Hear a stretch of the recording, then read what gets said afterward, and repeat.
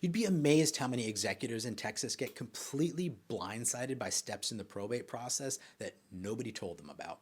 These steps can stall a sale for months. I'm going to show you exactly what's coming so you're never caught off guard. I'm Nate, a certified probate real estate specialist in Austin. I work with executors at every stage of the process, and the ones that struggle the most aren't the ones that are dealing with hard situations, they're the ones that aren't sure what's coming next. Let's fix that right now.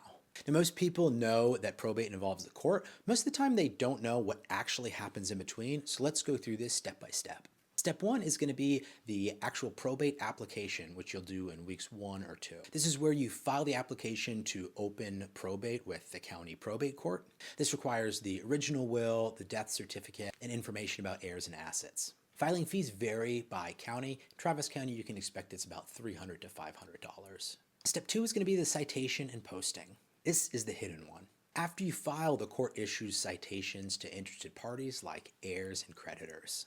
Texas law also requires posting notice at the county courthouse. This is a mandatory waiting period. Nothing moves forward until it's complete. Most families weren't aware that this period exists, and they're kind of caught off guard by the pause. Phase 3 is going to be the hearing and appointment. The judge is going to hold a hearing to admit the will and appoint the executor. Now, in Travis County, you almost always have to come in person for this meeting. So what that means, if you're coming from out of state as an out of state executor, a lot of people like to kill 2 birds with 1 stone. Come into town, go through their probate court hearing, then meet at the property to assess what any next steps could look like for that. That way you're not having to travel more than is necessary because you already have enough stuff on your plate as the executor. Now, in uncomplicated cases, the probate court hearing is really brief. It takes 10 or 15 minutes. But if somebody objects, like an heir or a creditor or another interested party, this pushes the hearing out further.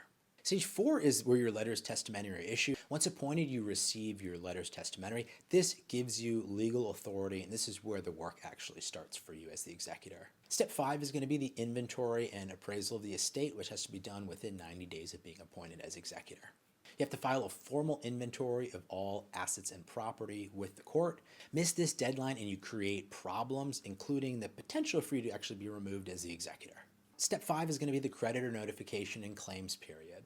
You must notify known creditors and publish notice. Creditors then have a window to file claims, and you cannot distribute to the heirs until this period expires and valid claims are addressed. Stage 7 is going to be the property preparation and listing. So while the legal steps run in parallel, you're also getting the property ready, cleared out, cleaned up, making any minor or major repairs as necessary with the assistance of a probate specialized realtor. Stage 8 is going to be the sale, closing, and distribution. Once an offer is accepted and closing happens, estate proceeds go towards debts and then expenses, and then are distributed to the heirs. Only after this does the estate formally close. If you run stages 5, 6, and 7 in parallel and you have clean title and no heir conflicts, 90 to 120 days from filing for probate to closing is actually not unrealistic. If you run them all sequentially, add 3 to 6 months. The families that move the fastest treat this like a project with parallel work streams, not a to-do list that you check off one at a time. While the court process is running, you're already getting the house cleaned out, assessed, and talking to a realtor.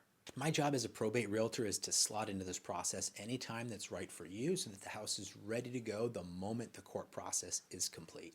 That coordination is what shaves months off the timeline. So click below, download the free Executor and Heirs Guide. It includes a timeline of this whole process so you're ready to go and you don't miss anything. If you want more information that's specific to your situation, I've included my contact info down below. You can text or call and we can set up 15 minutes to have a quick consultation and go over your situation to see what the timeline, the next steps in the process might look like.